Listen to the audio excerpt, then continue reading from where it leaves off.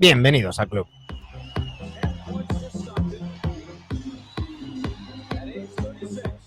Aquí estamos de vuelta, hemos vuelto de nuestras vacaciones, estamos ya preparados para encarar este final de año. Y si bien hemos estado unos días sin tener programa, os vamos a compensar. Esta semana viene cargadita. El miércoles tendremos el programa habitual, el jueves tendremos retrovisor dedicado a Alex English, pero antes empezamos hoy, ya veis a esta hora extraña, las 3 de la tarde, con un especial, y es que vamos a hablar con Timothy Vela acerca de su libro Barkley, evidentemente dedicado a Sir Charles.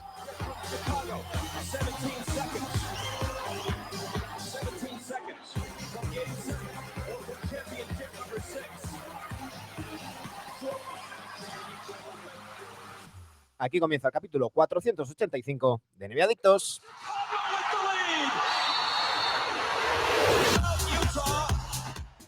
Y ya sabéis que siempre que tenemos entrevistas en inglés, vamos a hacer primero la entrevista en inglés, luego la tendréis en YouTube con los subtítulos y la traduciré y la tendréis posiblemente la semana que viene en versión doblada. Hoy tenemos la suerte de contar con nosotros con Timothy Vela, que es periodista del Washington Post. Hello, Tim. Hi. How's it going? All right? I don't see you. Uh-oh. Let's see if it's something wrong with my camera. No. There you are. There we go. There we go. How are you? Great. I'm a little sad because, as I told you, I like to do these kind of interviews talking about books after reading the book. But my book, my Barkley, is I think is coming swimming across the ocean because Fingers until crossed. January 15th it doesn't arrive. Oh man. But I think it's good to talk about it today as soon as possible because the people that listen and watch us can buy it and get it to themselves or to give to the people. I have to say hello to El Guaje, who is there in the chat. All the people there that want to ask something to Timothy, you're free to speak. Timothy, Barkley, a biography about Charles Barkley, very well-known NBA player, a legend, and also as a broadcaster, analyst, or kind of. We'll talk later. Kind of, yes. You have a lot to talk about, a lot to write, and you did.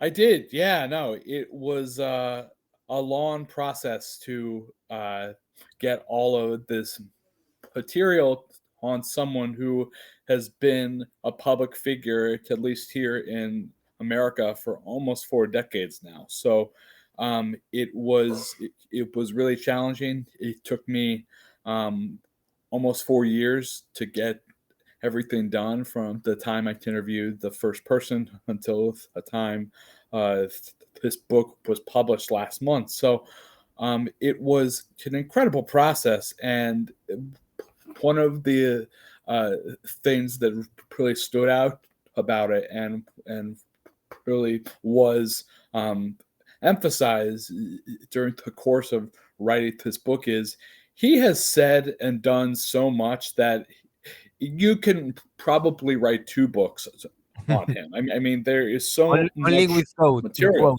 only with Yeah, quotes. yep.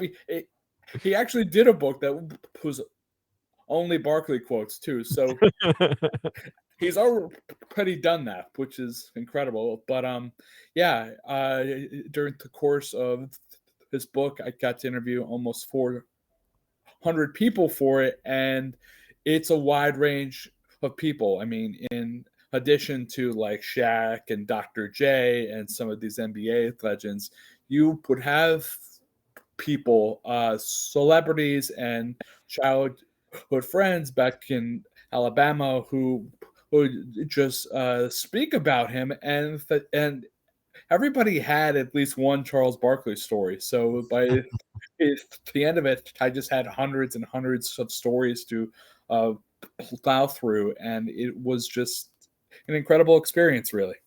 Mhm. How is the process of writing a biography? Because I read that Charles Barkley didn't want to participate in this book, but I don't know if you get to him or his people, ask him to do it together, or you just began to write the book and then ask him how it works. Yeah, so I know he's talked about this in the past couple of days, but what he didn't say was that before I interviewed a single person for this book, I did try to get Charles and his agent on board, and it involved actually showing him uh, what the book was actually going to be. I had a whole long document over 80 pages long, just giving him a breakdown of what the actual book would be itself. Him and his agent eventually said no, but it in a respectful way. And I told them that this was going to be a very good book, and it would be even better if he was involved. And when he said no, I really made it a mission to mine to make this the best book possible, even without him. And I do think um, I put in just a ton of work to make this happen because he deserves a big book like this. He's lived such a big life, and there is such a void in terms of just uh, chronicling him and his life. So it was a good time for it. I want to leave just no doubt that this was the Charles Barkley book you have to have. So I just worked super hard on it.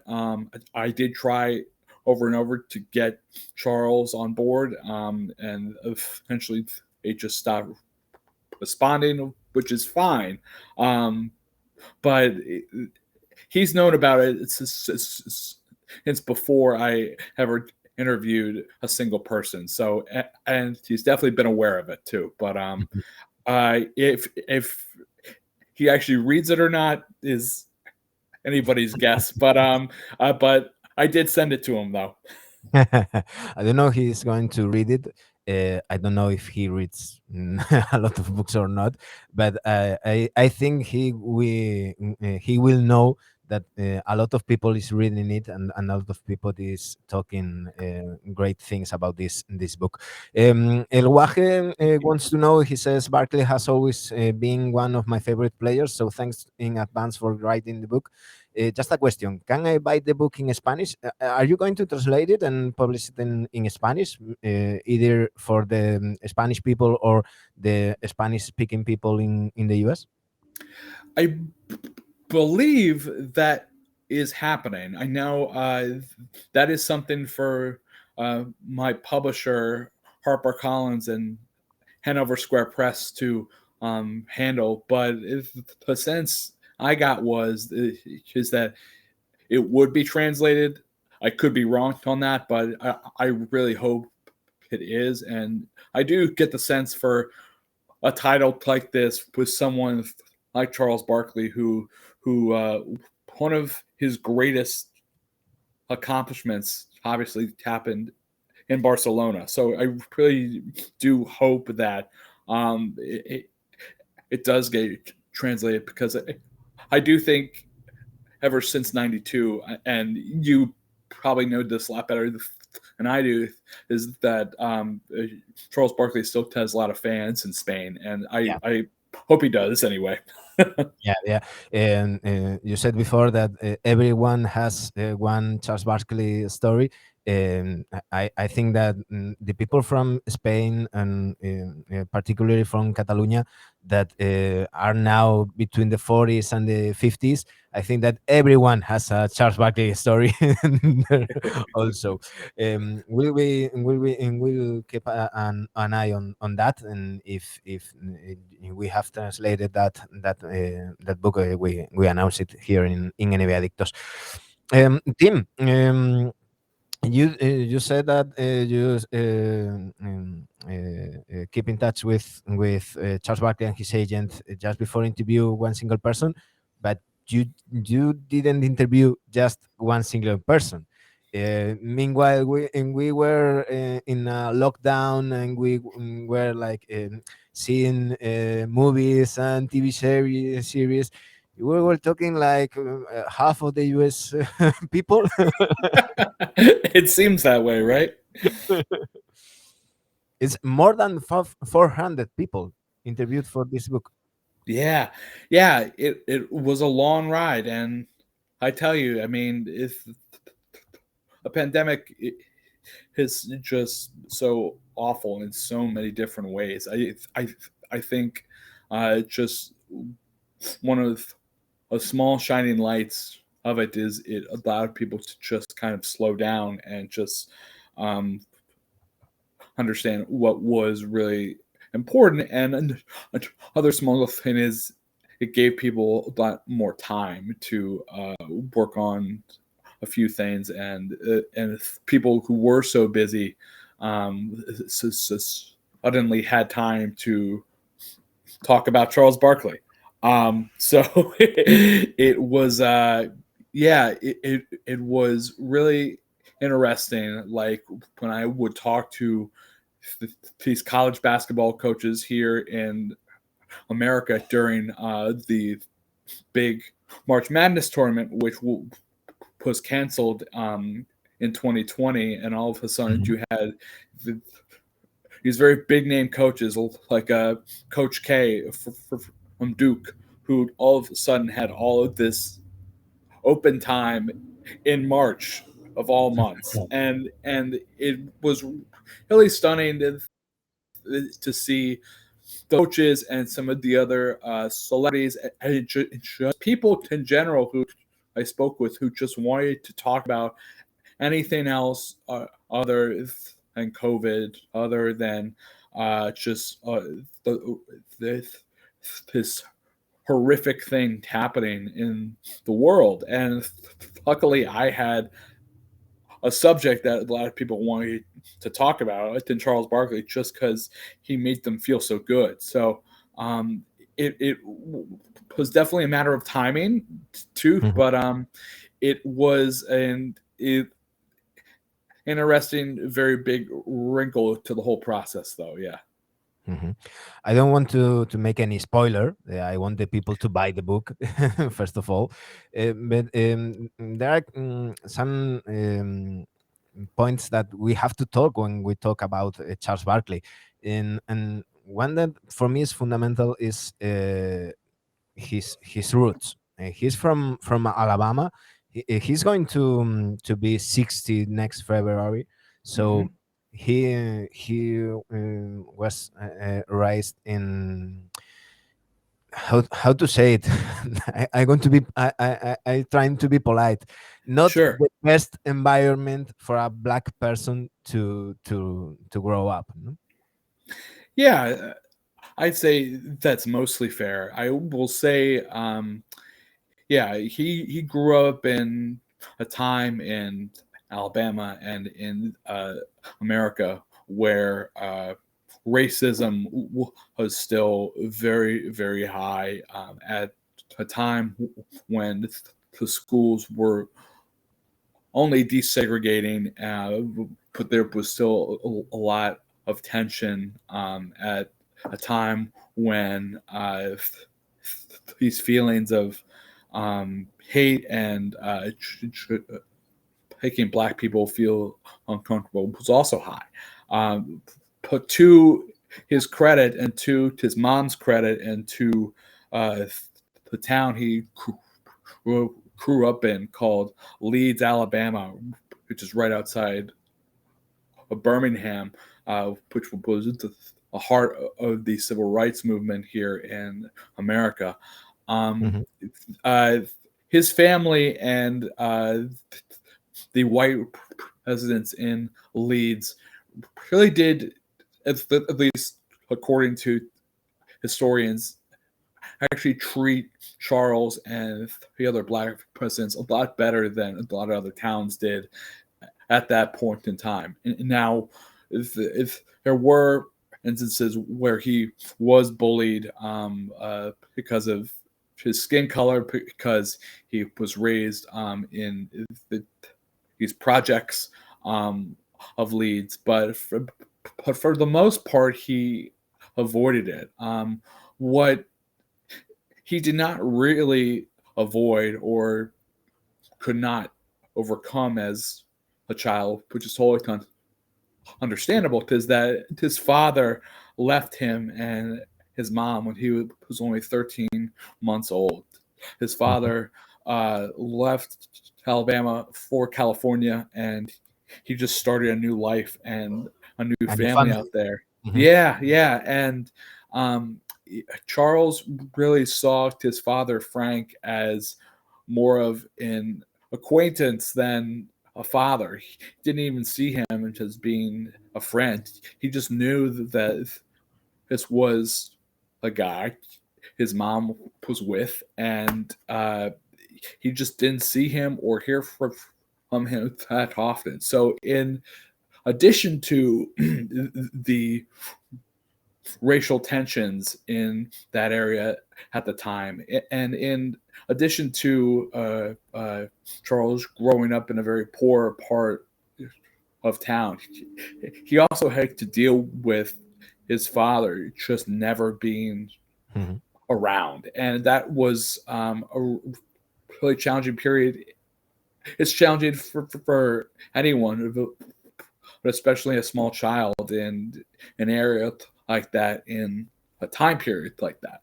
And I think that that explains a lot of Charles Barkley's character, and a lot of the things that we saw in his NBA career. But before he started in the NBA, there is it's like a urban legend that says that he didn't want it to be drafted by the Sixers, because he was only going to make $75,000, and the Sixers told him, you have to be below this weight. And he and his agent went all night long, drinking and eating and having breakfast, and so he ended over that weight, but the Sixers drafted him anyway. Do you have any anecdote of people that saw that that day? Yeah, it was a wild situation, because if, like you mentioned, when he was coming out of college at Auburn, he was one of the best college players in the entire country. He was going to be a top 5 pick in the NBA draft, and once he realized that the Philadelphia 76ers only had so much money allocated for that draft pick, Charles was infuriated. He was really disappointed, because in his own words, he did not leave Auburn for $75,000. And two, he knew there were other teams in with other draft picks that had more money that they could give him. So, because we have to remember, Tim, sorry that I cut you. We have to remember that then we are talking about 1984. The rules weren't as they are now. Now, the draft picks, they have the earnings according to the draft pick. Then it didn't. Then they have to adjust to the salary cap that have that team. Yeah, no, it's true. It was very different back then. So he saw that and proceeded to just eat and eat and eat and eat, because he had already earned this reputation as being the round mound of rebounds, someone who enjoyed eating pizza, someone who did not really care what he ate, because he was an anomaly. He was a physical freak in that he could still eat all of his food and yet still be an incredible basketball player at his size. And he wanted to prove a point that he could still eat and eat, but still dominate. But he was hoping, he was praying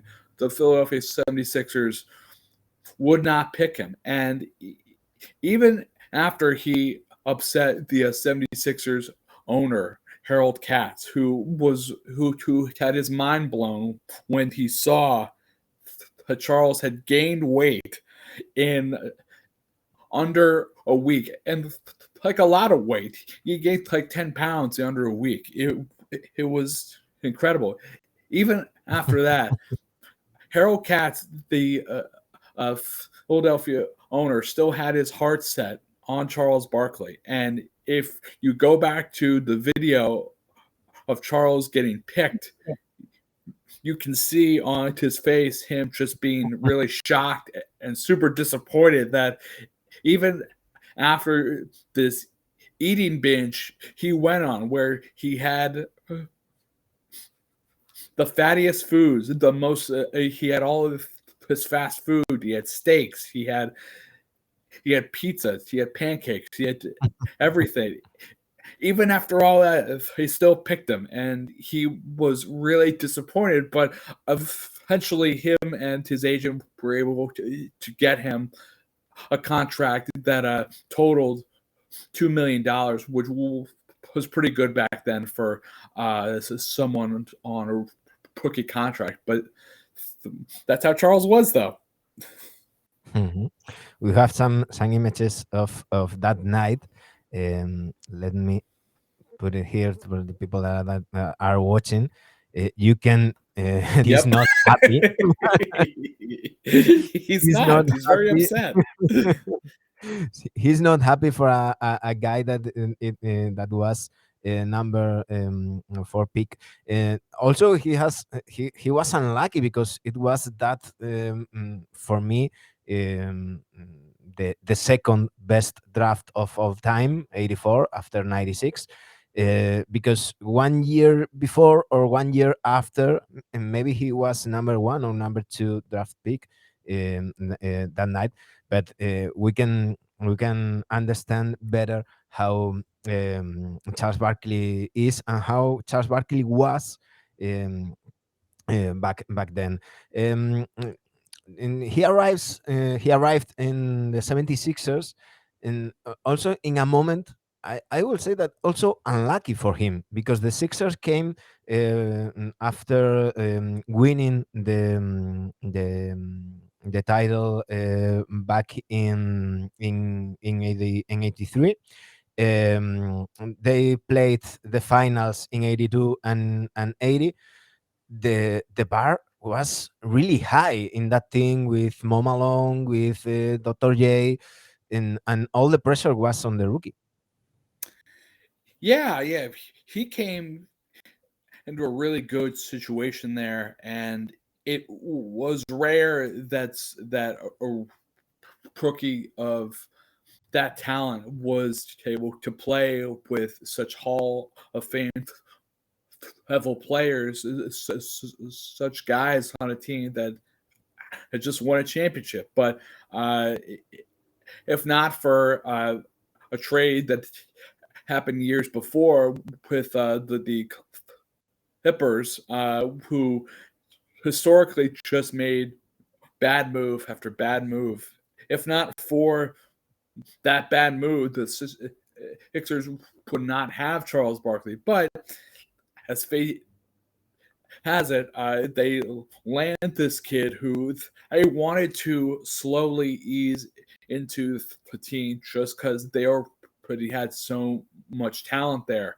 And honestly, Charles had a hard time actually playing in his first 10 games or so, just because he was not in shape. He was still fat. And if not for Moses Malone actually telling him that he was fat and lazy, Charles Barkley might not have turned it around as soon as he did, because once he started working out with Moses and he actually lived in the same apartment building as Moses, once he latched on to someone who he considered to actually be a father figure, he really turned it around in a way that even shocked some of his coaches back then. And you saw him just kind of become this sixth man, and then eventually he started next to Moses and Dr. J for, in my money, one of the best backcourt, one of the best front courts in NBA history. I mean, you've got these guys who are all Hall of Famers and some of the best ever. The only problem was they were all at these different stages of their playing lives. I mean, you had Moses and Dr. J who were either at the tail end of their primes or past their primes, and you had Charles who was only just starting off. So even though they made the Eastern Conference Finals in that first year with Charles, he had these great expectations that that they honestly just did not meet after that. And if eventually Dr. J retired, and he ended up trading Moses in a deal that was really heavily criticized too. So and in those years, the Sixers just could not get over the hump, even though Charles was turning into this incredible player. So it started strong, but it got kind of stagnant as it wore on. Mm-hmm. He didn't achieve what he wanted in Philly. Then he was traded to the Suns, but you mentioned it before. We have to talk about Barcelona. We have to talk about that Olympic Games in which he was.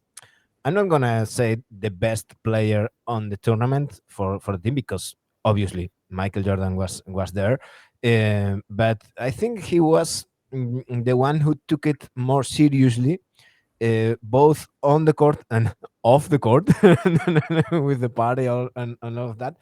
But I listened the other day. I listened you in True Hoop saying that maybe it was the first and maybe only summer he was like professional basketball player, dedicated to the sport, and that linked to a wonderful season of Charles Barkley, 92-93, ended in the finals. It's maybe a what if, no? What it would be if Charles Barkley took all the summers like he took that 92 summer.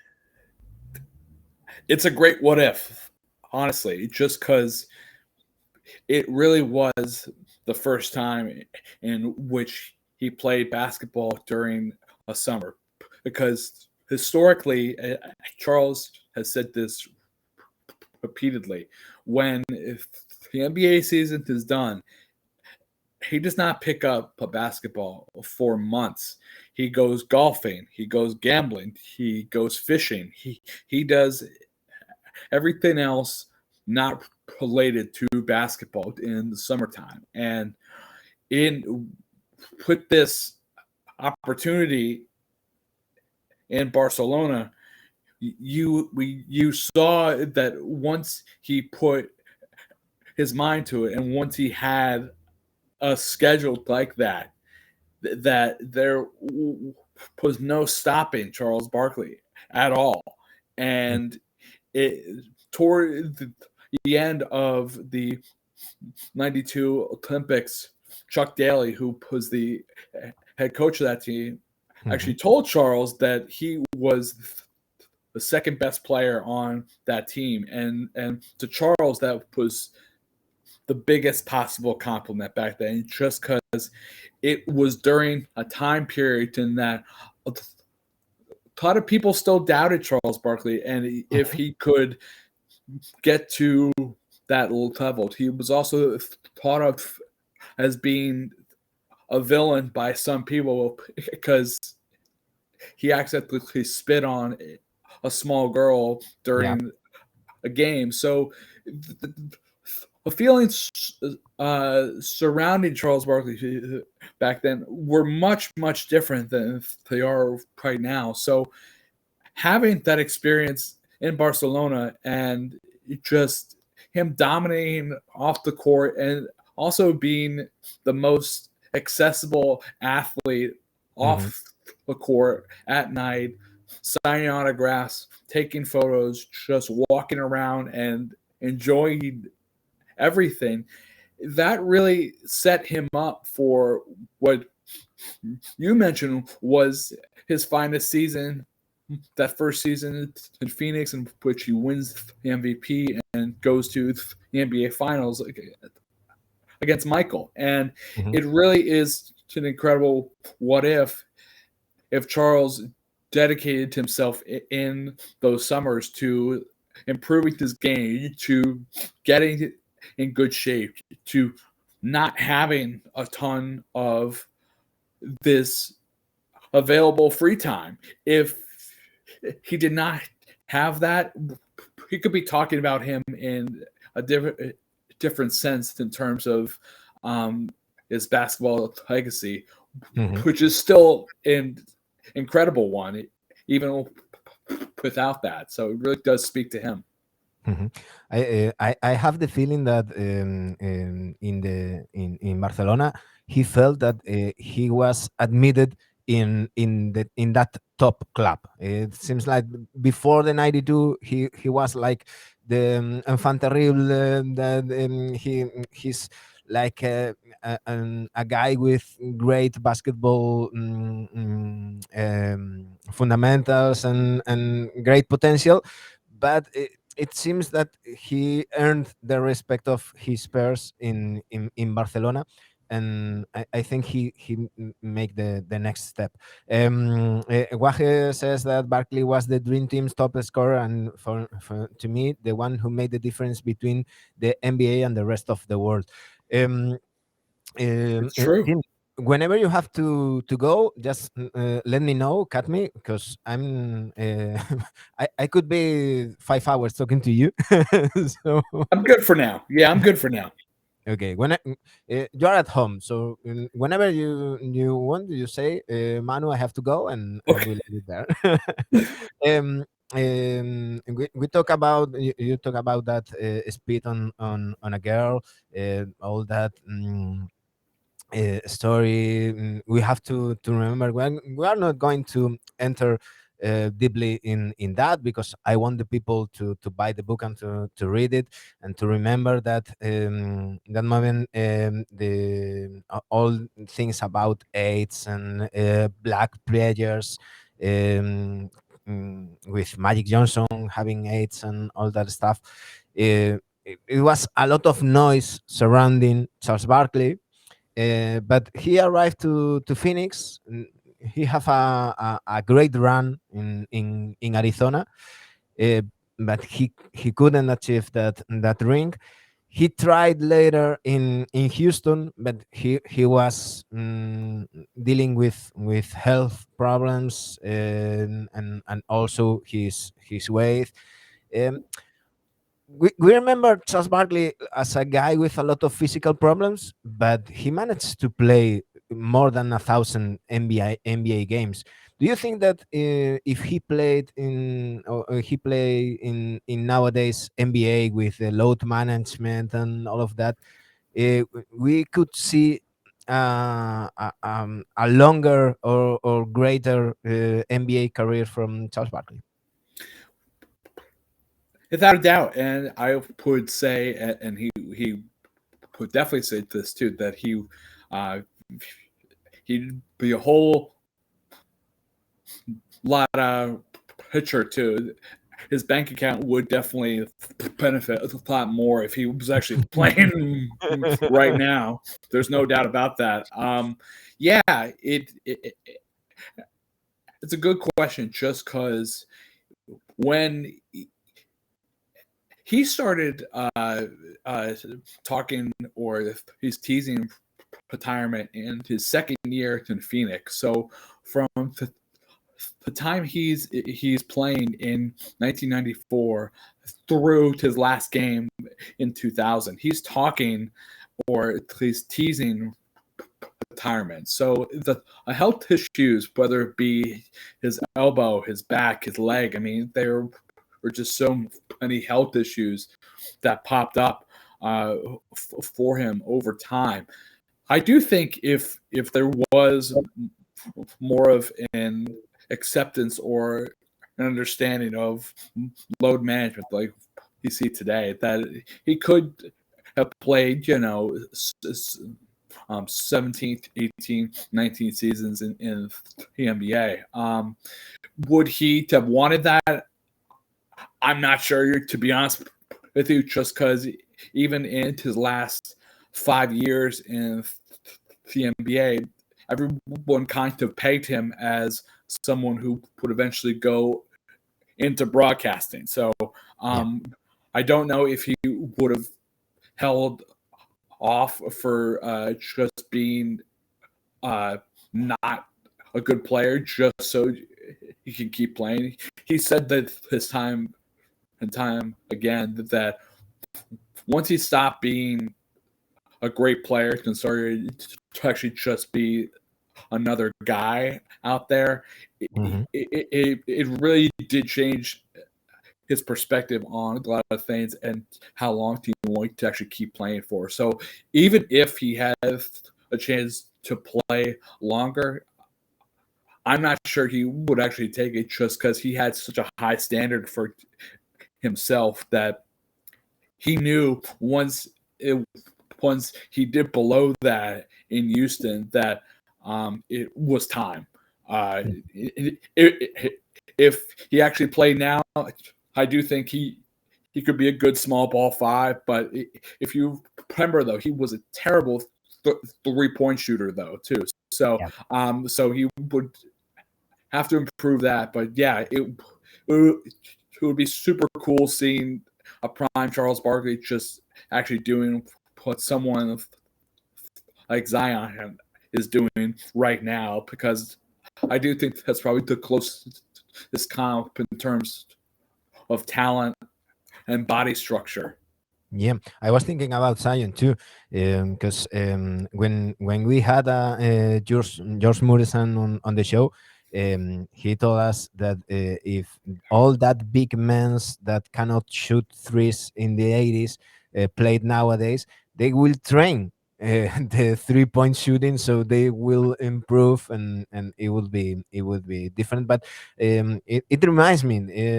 Yesterday I was seeing the Pelicans against the Suns, and finally Zion is starting to shoot 2, 3 threes per game. I think that is something that he needs. But it reminds me a lot of Charles Barkley. Ironies of life. His career ended where it started in Philly. He injured severely, but he managed to play another minutes in the final game because he didn't want the people to remember him the last game injured. Yeah, and I was actually fortunate to be at that game just because I was a big Rockets fan back then, and just seeing him, he was barely playing at like 60%. He had gained a ton of weight just because of the injury. He was not in playing shape, but he wanted to go out on his own terms, and there is no better way for him to go out than getting an offensive rebound and a putback two and getting fouled while doing it. I mean, it was just a classic Charles Barkley moment, and at that point in time, you could see there was a bit of relief on his face, knowing that his final moment was not him actually grabbing his leg in Philadelphia and just wincing, just knowing his NBA playing life was over. Instead, it was hearing 15,000 fans in Houston just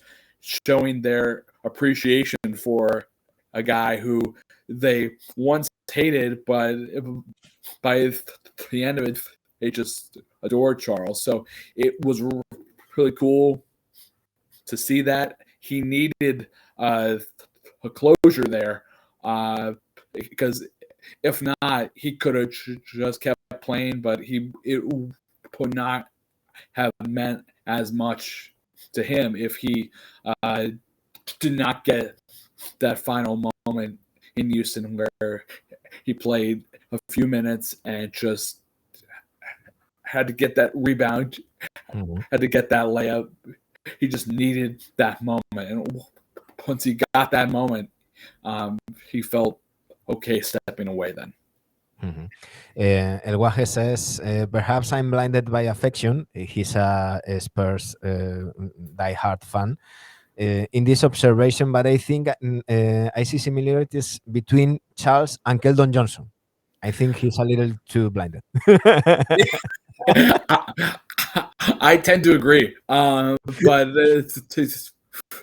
Keldon's a good player who's got hopefully a good future. But yeah, I do think he would have to do a lot to get to where Charles did. I mean, when Charles came out, he was really an anomaly in a lot of ways, but specifically seeing someone who was that large and was also that short at power forward too. I know he called himself 6'6", but he was really like 6'4.5". To see someone like that should just be able to dominate guys who were 6'9", 6'10", 6'11", 7 feet tall, and do it so consistently and so well for 15, 16 years.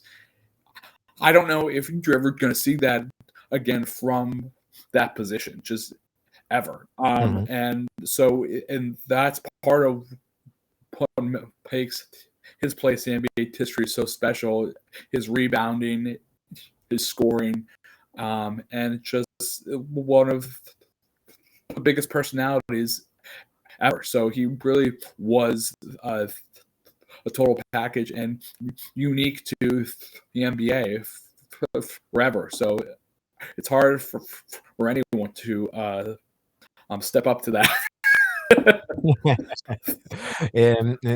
Let alone Keldon Johnson. Yeah. allow him to, and even love more El Guaje. We talk about the NBA career of Charles Barkley. Now we have to talk about the part of the career of Barkley that I don't like so much. Is his media career in broadcasting. Uh, Coach Thorpe, David Thorpe, always says that the work of the general managers is not winning titles, is keeping his job, their jobs. I think that what Charles Barkley does in the media is the same. He says whatever he needs to say in order to keep his job, and he's doing fine because we know how many millions are going to pay him for the next 10 years. Yeah, I mean, once he got into broadcasting and just evolutionized what it meant to be a sports studio show, there was no turning back. There was no way that genie was going to go back in its bottle just because you saw something on the studio show you had never seen before. And Charles just talking honestly about guys who he just got done playing with. You so often see former players or former coaches just not speak with as much honesty on guys because they still want jobs in the NBA. He's done the exact opposite, that there is no filter, and he's just going to give his opinions. A lot of which can be wrong, by the way. He is wrong on a lot of stuff, but he does it with so much conviction, and he does it with a good heart that we're okay if he criticizes our favorite team or favorite player. And you see other studio shows trying to match this, namely with ESPN, with Stephen A. Smith, and it just doesn't come off the same way just because there is a relationship that Charles has built with audiences, that what he's saying is 100% real. It's not scripted. It's not a show.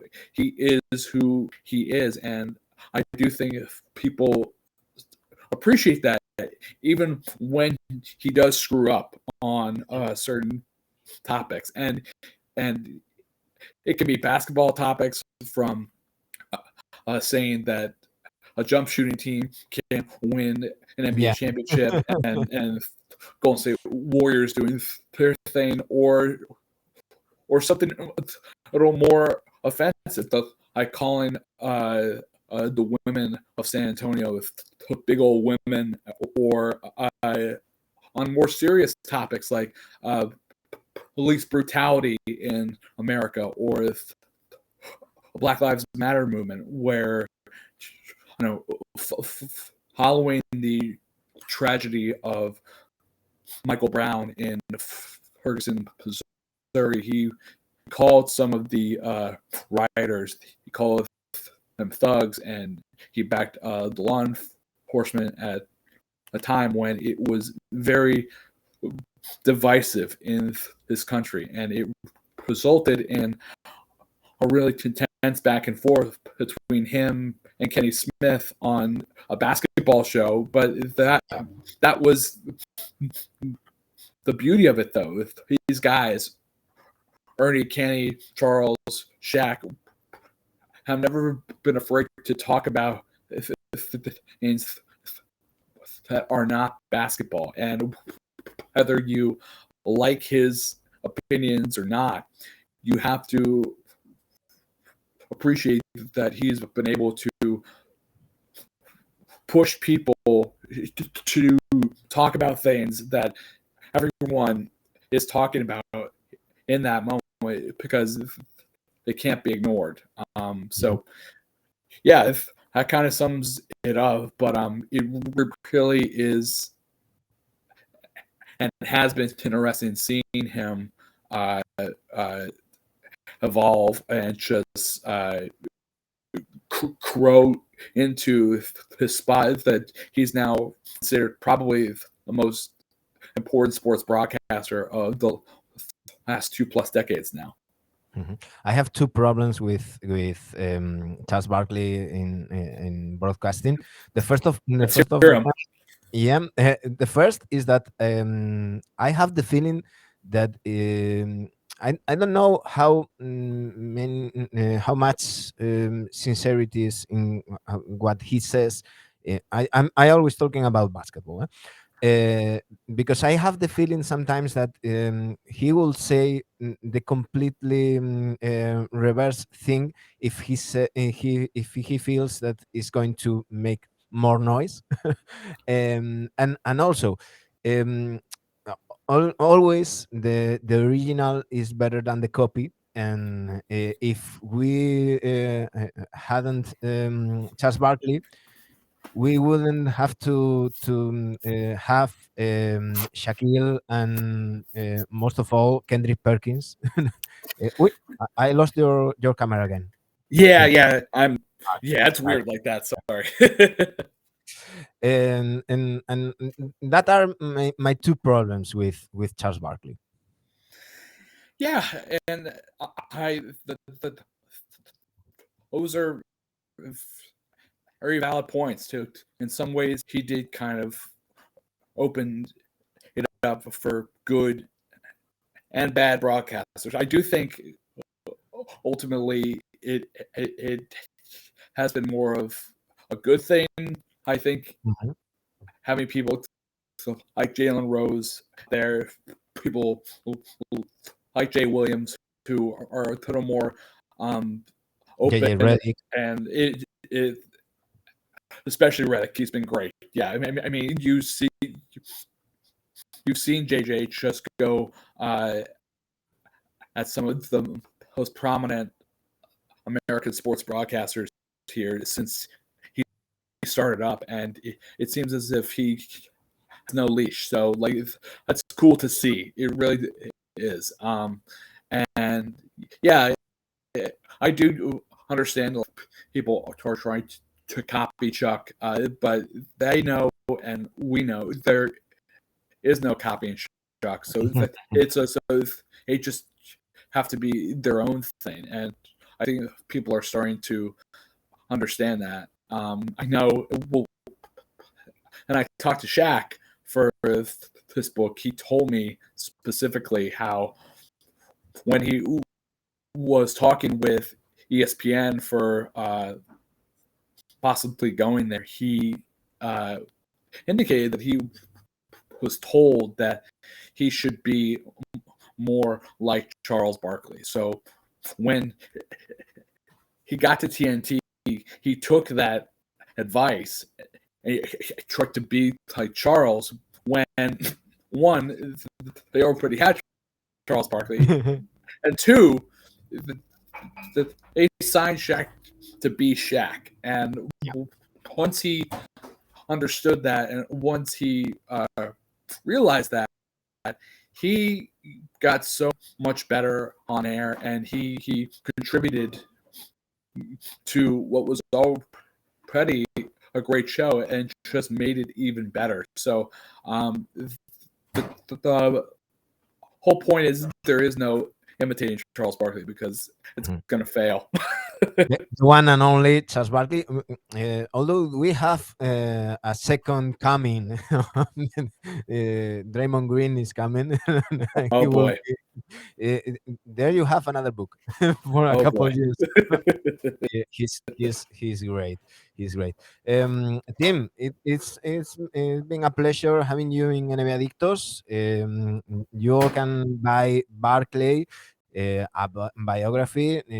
You have it in Amazon, and we hope soon in Spanish. And just let me know whenever you know if it's going to be translated, and we will comment it in the show. And I definitely will.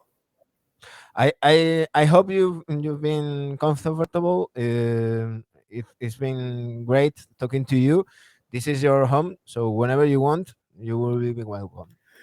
It's a great home. So thank you so much again. I really enjoyed it. It really speaks to how incredible and how amazing basketball is, that I can be here in America just talking to you in Spain and just talking about Charles Barkley. So this is really super cool. Thank you again. He is guilty of making a lot of NBA addicts. Is the name of our show. And El Guaje said, "Regards, Tim. You can follow Timothy Bella on Twitter, Washington Post, and we will follow your steps." Thank you so much again. Happy holidays too. Un abrazo.